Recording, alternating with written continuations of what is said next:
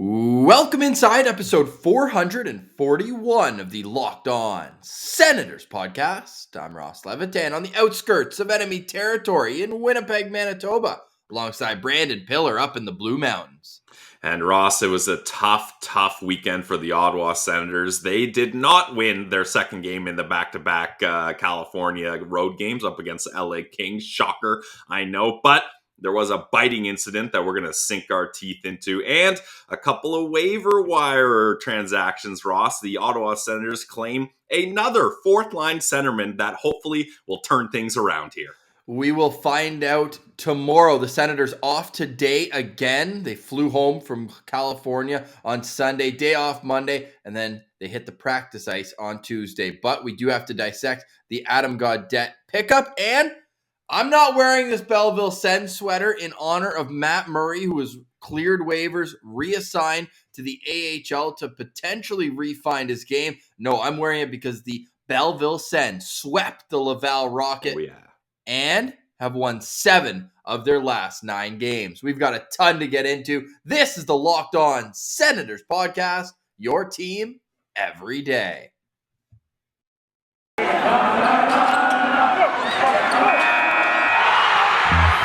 Locked On Senators, your daily podcast on the Ottawa Senators. Part of the Locked On Podcast Network. Your team every day.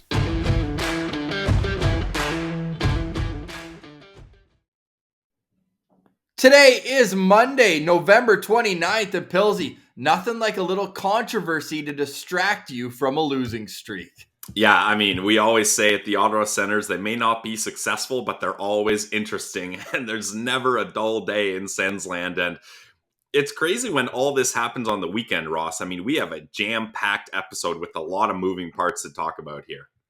Exactly. We have to start, though, with Brendan Lemieux and this scrum. And you could tell they were going full MMA. Hey, Brady Tkachuk had the half shield going up from below. But there was a moment where it seemed like it was calming down. This was at the end of a game. And not quite the end. It's still a 1-goal game. 5.5 minutes left, I should say. And once the 2 linesmen got in, they needed 2 of them. And once they did, Brady had a moment where he just snapped, and he hit Brendan Lemieux with 2 lefts and a right, and then right when he gets up, there's very clear blood dripping from his hand. How long did it take you to realize? Was it just Brady yelling that, hey, he bit me, he effing bit me twice? Yeah, I mean, you can read those lips very clearly what he's saying, and then you bring in the context of him waving a bloody hand around. Like, it didn't take too long after, and also, let's not pretend that this is the first Lemieux biting incident that's happened. I think there's father-son. Yeah, first father-son ever to be suspended for biting people. So, yeah, did I think he bit him? I think, yeah, it was pretty clear at that point. And like you said, Brady, he just snapped. And I don't blame him. Like, man, the crap that he's had to put up with, and then you're just trying to do your job and get some emotion out of your team, and a guy bites you. In these times, getting bit by someone who lives in another country is scary. Whew. And not only that, Brendan Lemieux was on record as saying that he was nervous about getting his vaccine, but he's happy to just chomp down. Human flesh, not a big deal. On Brady Tkachuk's hand. Just a guy who, as Brady pointed out, nobody likes him.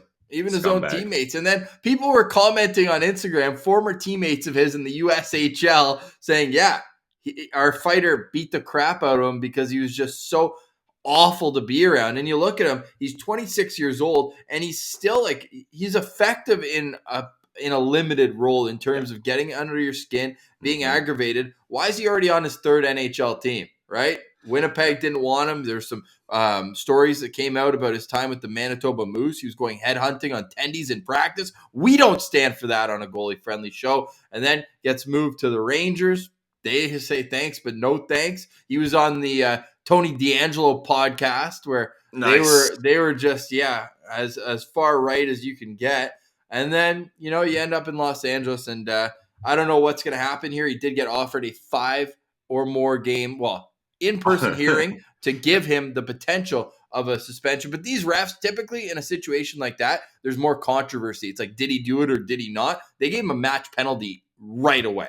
Yeah, like there's no question what happened there. And there's just no excuse for that. Like, hockey, hockey is the only sport in the world where you are allowed to take your gloves off, stop the game, and beat the living crap out of each other for as long as you want. Why do you have to bite a guy? Like, there's so many other things you could do. So that's good. There's no room for that in the game. And honestly, like Brady said, kids aren't even doing that. Like, you don't even hear in Pee-wee hockey, like, kids biting each other. That's just... It's disgusting, honestly. So get this guy out of this league, honestly. Like, kick him off the tour, Doug. Yeah, go play in Russia. Get out of here. Yeah, no question about that. And then it did give one positive, though, and that's maybe an all-time quote after the game for Brady Tkachuk. Great to see. Like, he was so dejected at the end of the game, Pillsy. That was tough to watch. But I'm happy that he took the amount of shots he did at Brendan Lemieux. It's a disgusting act, and Brady certainly made that known. Yeah, I mean, this is one of those situations where there's no gray area here. Like, who is showing sympathy for Lemieux here? Like, there's none. Like, throw the book at him. Get him out of here. Get him out of the league right away. I don't think that's the case, but what would be your suggestion or prediction for Lemieux's suspension? Well, I'm trying to think of precedent when the last biting incident happened and someone got suspended. Old man. Yeah. Well, no, there was those Burrows. Or another Ottawa center. Didn't Jarkko Ruutu bite a guy as well? Yes. I don't know if he was with the Sens, was he? He might have been with Pittsburgh or Ottawa. I think he might have been with Ottawa at the time, but I know he did have that incident, so it's not a new thing. But I'm gonna guess it's gonna be around 5 games. I think that's what Friedman reported is likely gonna happen. Really? I would say throw the book at him, honestly.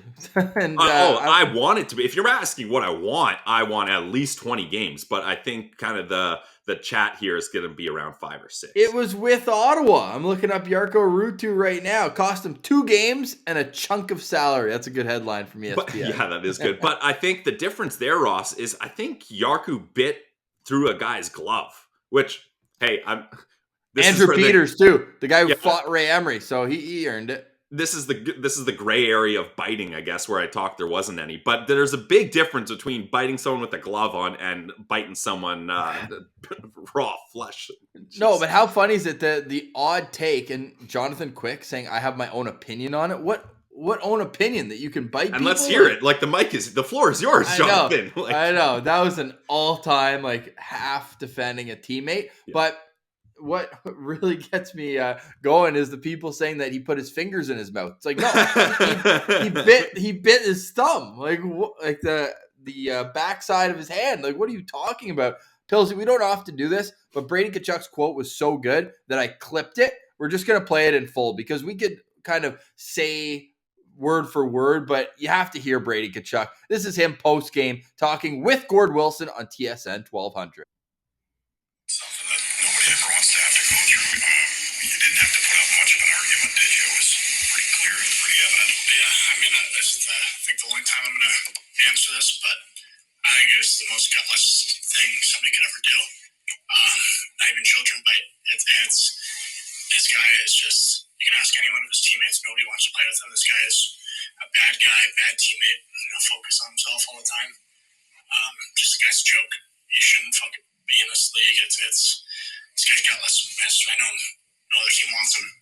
He's going to keep begging to be in the NHL, but no team's going to want him. This guy's just an absolute joke and just a bad guy. And it's gutless, but I can't really wrap my head around it. Children don't even do this. This guy's just a bad guy and not even a good player either. Code of conduct broken, obviously, big time. How shocked were you when that happened? It's outrageous. It's like kids don't even do that anymore. It's babies do that, and the fact that he decides it's I don't even know what he's just a complete brickhead. He's got nothing up there. Bad guy, bad player, but what a joke he is. So it's a couple more years of. I don't even think it's a couple more years. It's ticking for him. Nobody wants him. Tough way in. It's ticking for him. What a way to end that diatribe, saying next time my team plays him, he might not even be in the National Hockey League, Pillsy. Yeah, I mean, he's probably right and hopefully right. And bad teammate, bad guy. We're going to update that as it comes along at Sens Central on Twitter. But Pilsy, the hot topic is really Matt Murray. So let's get into that, and then we'll finish up discussing the Belleville Senators and the game we saw against the LA Kings, because there was actually a hockey game, believe it or not, between UFC fights. But speaking of when you want to watch everything on your TV, check out DirectTV Stream, because sometimes you go through this problem where you've got one device that lets you catch the game live, another that lets you stream your favorite shows, you're watching sports highlights on your phone, and you've got your neighbor's best friend's login for the good stuff. Well, I want to tell you about a simple way to get all that entertainment you love without the hassle. It's a great way to finally get your TV together. It's called DirectTV Stream, and it brings you live TV and on-demand favorites together like never before, so that you can watch your favorite shows, sports, and movies all in one place. That means no more juggling remotes and no need to ever buy another device ever again. The best part is there's no annual contract, so get rid of the clutter and the confusion and get your TV together with DirectTV Stream. You can learn more at directtv.com. That's directtv.com. Compatible device required. Content varies by package. All right, Pilsy. So, bearing the lead, the Ottawa Senators fall 4-2 to the Los Angeles Kings. They get outshot 37-32. Once it was 3-1, kind of felt like this one was over in a sense. But the Senators get that 5-minute power play with 5:30 left in the game and only generate 2 shots. Is that kind of the be-all, end-all of what we saw last night? I mean, yeah, when you can't create momentum and generate offense on a major power play, that's cause for concern, because you're getting like your top power play unit might get 3 shifts in on the power play and a major, right? Like there's a lot of time to be had with the man advantage there. So that's a tough one for sure. And, you know, I like Connor Brown's game though, Ross. I think he had a couple good chances. The only thing I really didn't like, him and Holden had a 2-on-0 early in the game. And instead of spacing out and allowing it to stay at 2-on-0, Brown gets the pass and then cuts Holden off and essentially removes him from the play. Now, am I saying you gotta have Nick Holden open in the slot at all times when you get a chance? No, but still, like, it's a 2-on-0. You can go back and forth and you can still finish the play there. Whereas Connor Brown, and no offense, Connor Brown, he might be the last guy on this entire team I want taking a breakaway opportunity all by himself. So that I didn't really like, but then he has the wherewithal. It's kind of a 2-on-1 sort of situation with the goal, and he says the pass isn't going to be an option. Let me try to get a low shot here and either score, which he did, or get a rebound that can pop out to that player trailing, riding towards the net. So I like that kind of adjustment there, but yeah, canceling Holden out of a 2-on-0, that was a weird one for me. It was another momentum situation that cost the Senators the game. 2 goals against in a span of under 3 minutes. It's something they really need to work on, because when it rains, it pours, and then they just can't seem to get it back, even on that power play. Like that was tough. Now, we know Brady Tkachuk was sitting for the first 4 minutes of it. They had matching 4-minute penalties, and then Lemieux had the 5-minute major on top of it. But even with Tkachuk sitting and Drake Batherson out of the lineup, like it was slim pickings for for these power play units. Their first unit, Shabbat, Stützle, Norris, and that's typical. Connor Brown and Zach Sanford get bumped up to that top unit, but that leaves, like, this shows just the lack of depth in the organization. Second power play unit, oh boy. Delzato, Ennis, Paul, Tierney, and Gambrell. On most teams, those guys would be penalty killing bottom 6 guys. They can't, like, come on. Come on. I got nothing for you there, Ross. That's where this team is at. The best player on there, like, you could say overall, maybe Nick Paul, but again, he's not a guy who I'd ever expect or want to see on a power play. Ennis has been buzzing on the power play. The best, yeah. Well, Ennis, that's what I was going to say. He's probably their most suited to be on a power play. Yep. And the guy was on a PTO. So what does that say for the pro scouting? Delzato, Gambrell. Now, Gambrell, yeah, 7th round pick, but still, like, man, second power play unit, and they have to play, right? It's a 5-minute major. You can't just roll one unit. And that cost them the game. Yeah. So pretty disappointing stuff last game against the LA Kings. And now this is the Senators team, man. And like I said, it was great to have a distraction from the losses when you look at just LLL. it's great to be able to chirp at a guy like Brendan Lemieux, but they're now 2-13-1 in their last 16 games, Pilsy. Like, at some point, something's got to give. And I'm not talking about Matt Murray, but we may as well get into it because Matt Murray thinks he's been scapegoated from this situation. He made that clear to the organization, according to Elliot Friedman. This is all from 32 Thoughts podcast this morning. And I'm pretty curious to get your thoughts on if you believe that Matt Murray is the scapegoat for a larger problem in Ottawa. Well, first off, I think I'm probably going to take a different approach than most people here. Pillsy preaching patience. You guys know me. That's usually the way I go here. And I'm not going to hop on the Matt Murray hate train just because it's trending and it's cool on Twitter to dump on Matt Murray right now. Like, I think he's got some ground to stand on with that argument. Like, he's played 5 games this year. And DJ Smith, as far as I can remember, DJ Smith doesn't usually single out players after losses. DJ Smith there was nothing else in his mind after that San Jose loss. And that's a goaltender we're paying too much. We lost this game because of him.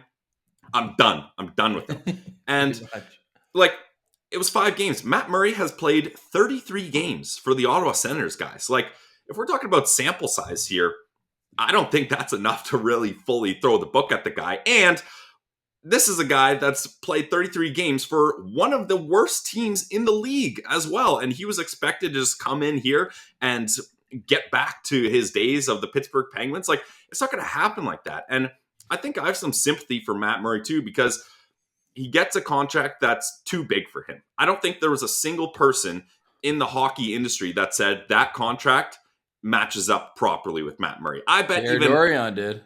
Yeah, but here's the thing, Ross. I think Pierre Dorion did because he thought they had to overpay him to secure him long-term, or longish term, 4 years. Well, he was an RFA when they acquired him from Pittsburgh, so they could have just said, hey, here's 1 year, sign your qualifying offer, and we'll see if you're any good. Yeah, they definitely didn't have to commit to him long-term. Yeah, they could have done that, but I think this is the pro scouting blame. I think in their mind, they thought he was going to bounce back and it was going to be worth the 4 years. Yikes. Is that right? Probably not. They thought, that's what they thought. That's what I'm saying. That's the process here for that contract. The whole hockey industry knew he wasn't worth that. Isn't he like the 7th highest paid goalie in the league or something like that? He's top 10 for sure. He's 6th, I want to say. Yeah, I know he's top 10. So he's making too much money. And that's been clear since day one. But the Senators, we were talking about a situation where we weren't sure if they were going to hit the salary cap floor, people. So spending too much money on Matt Murray is not an organizational detriment that is causing them to be in 32nd out of 32nd in the league. I just want to make that clear. And then you start looking at the games he has played. Well, a bunch of his games were at the start of last season when they were the worst team in the league and it wasn't even close. And a lot of those goals and games were his fault. Pilsy. 100%. I'm looking on the goaltending cap hit rankings. Murray's not there because he's in the AHL. Whoops. Yeah. He would be 6th though, between John Gibson and Connor Hellebuck, 2 pretty good goalies. Yeah, so he's not put in the right spot here. And this kind of reminds me of Dion Phaneuf's situation in Toronto. They gave him the massive contract, they gave him the C, there was all this expectations, and he couldn't live up to it. And that's fine. Like, people, but Dion was sick in Calgary. Matt Murray's been a bad goalie for his last 2 years. Matt Murray won 2 Stanley Cups before the age of 26. And then what? Yeah, but that can't be what you're leaning on for Dion there, right? No, but I'm saying, like, the pedigree was there for Matt Murray as well. So he had an .899 save percentage in 38 games and then got his contract. Yeah, but that's usually, like, if Matt Murray has another season like he had before, the Pittsburgh Penguins don't trade him, right? Then he doesn't become available. So we're not even having this discussion because they re-sign him for sure. But Ottawa was banking on a bounce back, and it's tough. It was tough for Ottawa to get free agents to come to Ottawa. So that's what they thought they had to do. That's where that is. And then the situation with DJ kind of reminds me of football coaches and kickers. They don't understand. Kickers and goalies are misunderstood by head coaches. The coaches think they just are expected to do their job, and that's that. Like, if kicker makes a kick, if he misses a kick, cut him. That's his job. He's got to do it. And I think that's kind of what the situation here is. Like, DJ Smith even admits, I know nothing about goalies. I just lean towards the goalie coach. Whatever they tell me, that's what I go with. And that's fine. That's fair. But to have him be the scapegoat after 5 games and being like, this is the 6, problem. Because he got hurt in another one. We've seen that happen 3 times. He took warm-ups last year. Remember in Toronto when Dax had to go in and play his first NHL game? And what really rubbed me the wrong way, and we talked about this ad nauseum leading up to the home opener, this guy was practicing before the season, but then wasn't healthy enough to play in the home opener. Like, go battle with your teammates. If you're practicing, you should be able to play. Yeah, and Ross, you keep talking again. I gotta find my graphic here. Oh, you got one? Well, no, you've already seen this one. I gotta pull it up though. I gotta pull it up. All right, while you are, I'll just. No, here it is. Here it is. Look, I don't know what Matt Murray's injuries were. I don't know. I don't even know if they were like, and it's not an injury, but I don't know if the issue was physical or mental. I've said it a bunch of times. Matt Murray, I think his confidence is a big part of how he plays his game. And a lot of goalies are like that, right? It's a mental game. You're on your own in that crease. You gotta figure out how to solve things, how to battle, like you said. But for a guy that's had health issues, that was given this massive contract, hasn't really had a stretch where he's been able to be consistent. And I'm not saying that's the Senators' problem. I'm not saying they didn't give him the opportunity. I'm just saying he hasn't had the opportunities himself. And that's maybe not his fault either, but it's not fair to say that he's had enough time to figure it out and that he should have been playing better, because he's been put in a terrible spot with arguably the worst defense in the league ever since he got here. So all I'm saying is fans that are kind of piling up on him and saying, yeah, he is the scapegoat, he is the reason, I think need to cool it on that. And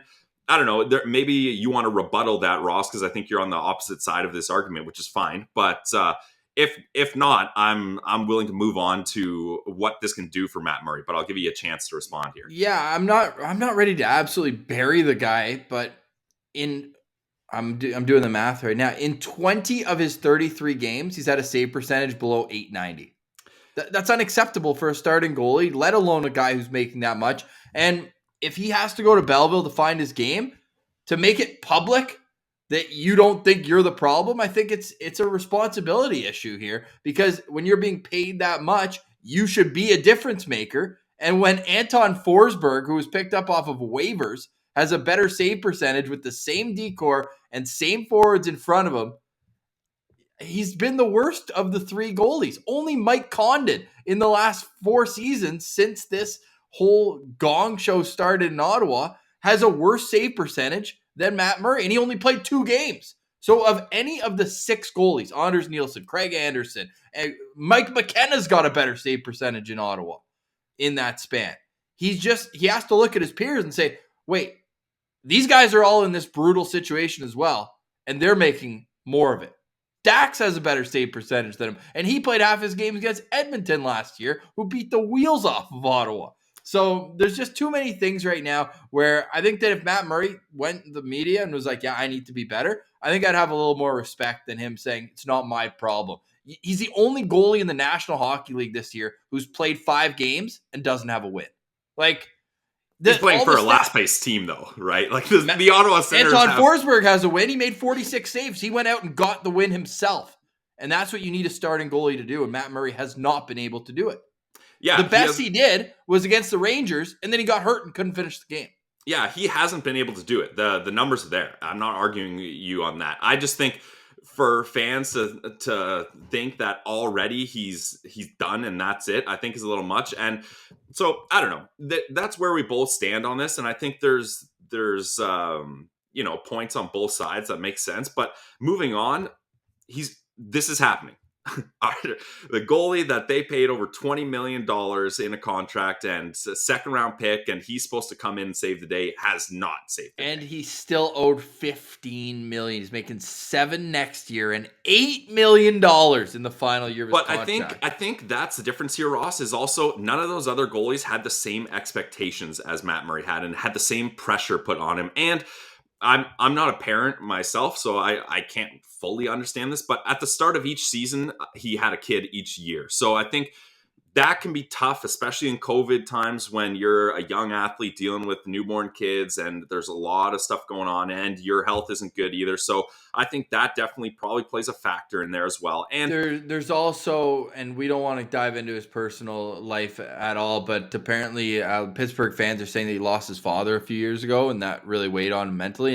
And you can only sympathize with him for that, no question at all. And take as much time as you need to get right. But at the same time, like when you're a fan, you're just seeing him paid that much money and the same airs, the rebound control, like off ice aside, like I'm talking about the player, Matt Murray, the person we hope the best for. And we hope he goes down and kills it in Belleville. Now, what I'm worried about is he's taking away playing time from two goalies who are killing it down there right now in Mando and Sogard. So, I mean, you have to separate it as a fan. Like I'm not standing for any personal attacks on Matt Murray. Yeah.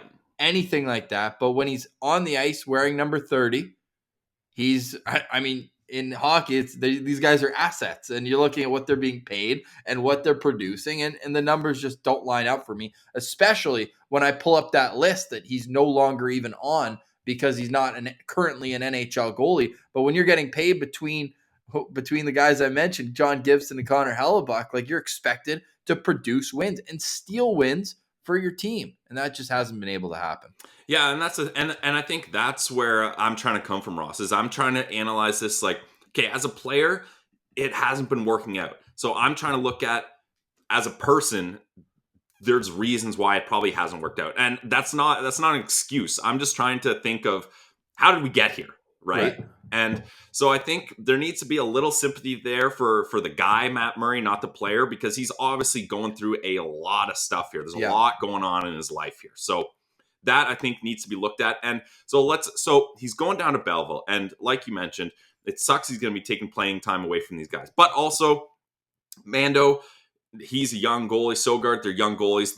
That last year was their first pro year. They have a lot of runway. Like if Sogard only played 7 games last year. Yeah, that's what I'm saying. They have a lot of runway here. So it's not like we're snatching their chance to come up to the NHL or anything. That's what I'm trying to say. The weight of taking time away from the goalies is very minor, in my opinion. If anything, I actually think it helps because you're going to get a guy who's won 2 Stanley Cups, who's going through the dumps right now, and you're going to get to see, how does he prepare? What can I take from him? And honestly, flip side, what are some things that he's doing that I'm going to make sure I'm not going to do, right? There's 2 sides to that coin. Fair. Also, and I know probably first response is going to be they did switch a goalie coach, but you're getting a new goalie coach voice down in Belleville. I'm blanking on his name. Justin Peters. Yeah. So, and I know Sens fans are going to say they already fired the goalie coach and got a new one. Yeah, I get it. But sometimes you just need a quick, fresh new voice, and that's fine. So he's going to get that in Belleville, and he's getting away from that negative space that is going on in Ottawa right now. Let's be honest. And for a guy who's, again, my opinion, is confidence, and his confidence kind of reflects how he plays on the ice so much, that's probably a good thing to get him away from that negative space, especially if the coach is singling him out. And now the teammates might be like, yeah, DJ's kind of right. You are kind of the problem. That's got to be a hella awkward situation to be involved in. And then the media is piling on you. The fans are piling on you. So get him away from that situation. He's not doing anyone any good by staying there, right? I think both of us can agree on that, is he hasn't been helping out in that situation. So get him to Belleville. That's a youthful team that's winning games, that, none of those kind of negative things from Ottawa should follow him there. He's going to get a chance to get some AHL experience. I mean, not that he needs it, but some AHL playing time to hopefully boost his confidence here. And then maybe he can come back. I think we need to kind of put Matt Murray on the back burner here, in the back of our minds, that hopefully some time in Belleville he can improve, and then he can come up and start, it sucks to say this, but start playing a backup role for Gustafsson, and then eventually work into a more reliable goaltender for this team. So I think it's obviously a bad look for the Ottawa Senators. It's a terrible look, and there's negativity all over the place here, but I'm trying to find some positivity, and I think doing this is better than doing nothing. So that's where I'm going to stand on this. And hopefully Matt Murray, the person, and Matt Murray, the player, can improve from this and come back better. Pilsy, I'm going to end off our Matt Murray segment with a little positivity. In 2014, 2015, Matt Murray was on the AHL all-rookie team. He had the best goals against average. He was the best goalie in the league. He had the best save percentage, first-team all-star, goalie of the month twice, and had the most shutouts. He had 12 shutouts in his first season in the AHL. In 72 AHL games, he's got a .936 save percentage. So, Matt Murray is a dominant AHL goalie, but that's not what you pay $6.25 million for the next 3 years, including this year. This year, 2 more. The next 2. Okay, well, Matt Murray's heading to Belleville, but Adam Gaudette is heading to Ottawa. Where will he fit in? We'll talk lines tomorrow, but I want to get your thoughts on the player Adam Gaudette. But first, Pilsy, you want to give us a word from our friends at BetOnline? Yep, we're back with BetOnline. It's Monday. There's some games going on tonight. I'm hopping back into the parlay. I still only have that one win, Ross. It's tough to ride on with that, but you got to get back into the action. That's the BetOnline.ag way, is get off the sidelines and get back into the action here. So let me just pull up. I've got my parlay here. So they're the exclusive sports book of the Locked On Senators podcast. We are partners with them. And since we're partners with them and you are a loyal listener of the Locked On Senators podcast, we're going to hook you guys up with the promo code. So make a free account today at betonline.ag. Use the promo code Locked On and you're going to get yourself a 50% welcome bonus. So you put $100 in, you're going to get 50. Bingo, bango, bongo. You got some free play money to use on the parlay. And we're going to tease a little. I'm not going to say the parlay in the ad. I'm going to tweet out my parlay later on today. So make sure you're following along. It's a 3-team one. Should be interesting. Got some good odds. But get off the sidelines. Get into the action. It's betonline.ag, your online sportsbook expert. This episode is also brought to you by our friends at Built Bar, the #1 protein bar in the league. It's also the best because it comes in so many different flavors. They've got 16 of them, and you can check them all out at BuiltBar.com. They're all 100% covered in chocolate. They're soft and easy to chew, and Built Bars are great for the health-conscious guy and girl as well because you can lose or maintain weight while indulging in a delicious treat. The bars are low in calorie and low in sugar, but they're high in protein and high in fiber. Low in what you don't want, high in what you need. So Built Bar is the protein bar that tastes like a candy bar. Go to BuiltBar.com right now and use promo code LOCKED15 and you'll get 15% off your next order. It's Built.com, promo code LOCKED15 for 15% off your next order. All right, Pilsy. So the Matt Murray debacle will continue. We hope that he refines his game because every team needs a starting goalie. And right now the Senators are finding out the hard way that it's tough to juggle 3 in the NHL, right? Like that road trip, they went Gus, Murray, Forsberg, Gus. Yeah. Can't be doing that. You got to have some sort of stability back there. And I think that Sens fans who maybe took Craig Anderson for granted over those years are realizing just how crucial it was to have a guy who could play 55 to 65 games in a regular season. And man, hope Andy's back, by the way, because he's out week to week. I hope he's back middle January. Buffalo's in Ottawa twice. And I would love for Andy to be in one of, or if not both of those games, because he needs the ovation that he deserves from Ottawa Senators fans, the greatest goalie in Sens history. But as we continue to learn more with Matt Murray, we touched on his team in Belleville. They're buzzing. But before we get to that, Adam Gaudette, quickly off of waivers. I made a video over the weekend. You can check that out on our YouTube. Please subscribe, and thank you for making Locked On Senators your first listen of the day. Free and available wherever you download your podcasts. And of course, as I mentioned, on YouTube as well. What do you think the hockey god can bring to the Senators lineup? I don't know if you saw, that's his Twitter handle. Nice. But spelled Gaud. Love it. Love the confidence. I mean, and just quickly, while we're talking about fun Adam Gaudette stuff, how hilarious is that video of him kicking his wife in the face on their wedding day? I mean, that one needs some context. Yes, yeah, I should give him context. Not a abusive situation or anything like that. He's doing like a little lap dance for her, and she's sitting on a chair, and he tries the old swing the leg over the head trick. And who hasn't been there? Spoiler alert: it misses. Ross, I know you're a fan of this move because I've seen you do it once or twice, and it's a strange move to me. The risk versus reward of the kicking your leg over someone's head quickly, you got to be loose. Never lines up never works out for me. I don't understand the thought process there, but it did make for a hilarious video, and I think his wife was okay. So, and I think they're still married, so that's a good sign. But Ooh. Adam Gaudette, Hobey Baker winner, so that's definitely something to build off of. And he's like in Chicago, he only had like 8 games last year, like 7 games, a handful of points, so a very minor player. But there was a year in Vancouver, Ross, where he had 33 points in 59 games. So he's able to produce at an NHL level, and he's proven that when he's given the proper opportunity here. But if you're the Ottawa Senators, this is a low risk move that, you know, you've tried other fourth line centers and it hasn't been working out. This is a guy who you can put in there, and hopefully he's got some potential to grow. He's not that far removed from that high point total season in Vancouver's 2019-2020. So hopefully they're trying to find some lightning in a bottle here. And it's, again, sometimes you just got to bring in some fresh faces, like someone that hasn't been dragged through the mud. Mind you, he did come from Chicago, so he went through some mud, that's for sure, but not like the Ottawa Senators have been on the ice, at least. So